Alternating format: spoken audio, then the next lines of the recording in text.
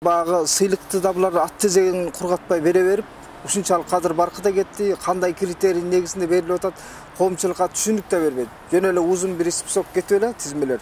Мына баландайлар тиги эл баатыр болду, Манас ордерин алды, даңк медалы анымын деп эле, анан мамлекеттик болгон сыйлык наамдардын баары кадыры барбы жокпу, баарын эле көңүлгө караган критерий менен берилип келатабы, ушул коомчулукту ренжитип атат да. Болбосо сыйлык эгерде өзүнүн кадыры менен ээсин тапса, коомчулуктан колдоо тапмак бийликтин бул саясаты делечи.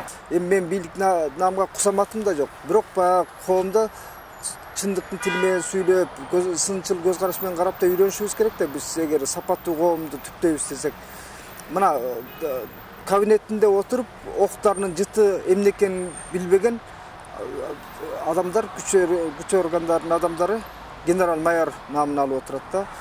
Эми кызык да булчу, себеби күч түзүмдөгү кайсы адамдар алып атат. Так ошол президенттик борбордук бийликке жакын, ошолордун айт дегенин илгиртпей аткарып келаткан күч органдарынын жетекчилерине генерал-майор наамы мына жакында берилди.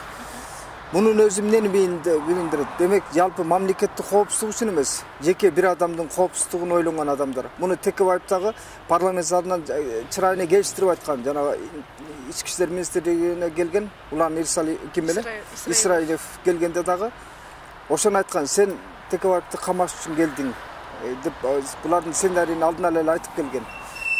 Ошол адам мына генерал-майор болуп отурат бүгүн. Абдил Сегизбаев мисалы коопсуздук кызматында генерал-майор наамын алды.